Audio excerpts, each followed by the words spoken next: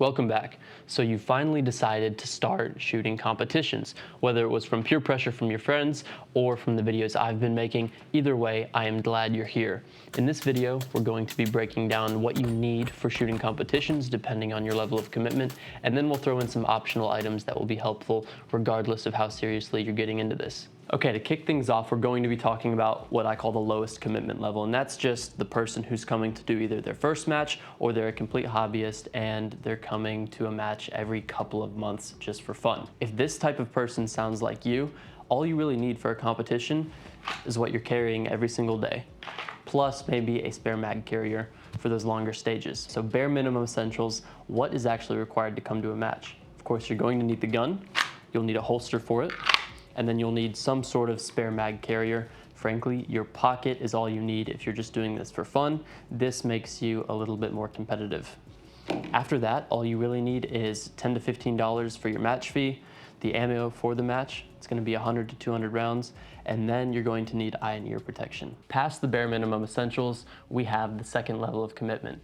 This type of person has probably shot a couple matches with their everyday carry rig, and if they got their ass kicked and were salty about it, now they want some nicer toys. In this case, you're going to want a competition belt. Where is it? All right, this is what a basic competition belt looks like. It's going to consist of a few things. You have the belt itself. You just want one that's going to be rigid and hold all of your stuff in the same place. You're going to have a couple of magazine pouches. If you shoot a division like single stack or production, you will have more.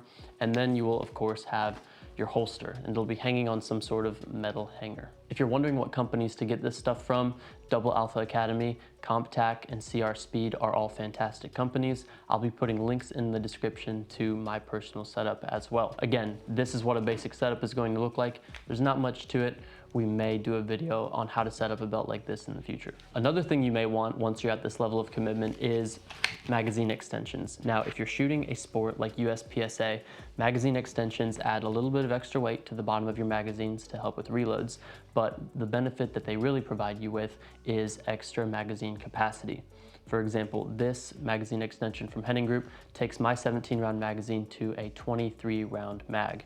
That gives you a lot more freedom when you're stage planning and helps a ton, unless they jam, then it's a pain in the ass. And speaking of magazine base plates, the final thing that I would recommend for somebody that's at this level of commitment is going to be some dedicated competition magazines. The benefit you get from having magazines that are only for competition is that they're not getting beat up in training, so that there's less of a chance of them failing on you when you're on the clock at a match that you care about. That about wraps us up for what the average competitor will want. There's one level of commitment that I would consider past this, and that is the type of person who is regularly going to area, section, and national championships and actually competing there. At that point, I would also add a separate identical match gun to your list of things that you want. That way, if your match gun fails when you are at an important match, you're able to finish strong rather than just take the L and have to leave. Okay, to wrap this video up, we're going to be talking about some things that are completely optional but may improve the quality of your life as you're attending these competitions.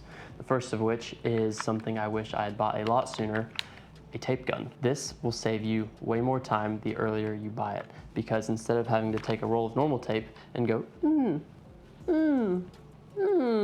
you're now able to just smack the target a bunch of times and it's completely patched up. Buy one of these as soon as you can. The second thing that'll be helpful is going to be more helpful if you have sweaty hands, especially in the summer, is grip enhancer. Now, this is just going to make your hands quite a bit drier. If you have a gun that's like a stock Glock or any other smooth type of grip, this will help you even more. Get some chalk. The third item is going to be something to carry all of your stuff for the competition. Now, a lot of people do this in different ways. If you're shooting multi-gun competitions often, some people actually use strollers that have mounts for their long guns. If you only shoot pistol competitions, then all you really need is a small cart that you can pick up from your local sporting goods store. All I'm using right now to carry my match gear is a hiking backpack like this Mystery Ranch one. I think this is perfectly fine, especially if you're just attending local or even bigger area matches. The final thing I will recommend for anybody that's attending a match is just a set of small tools that you would need to do minor repairs on your gun.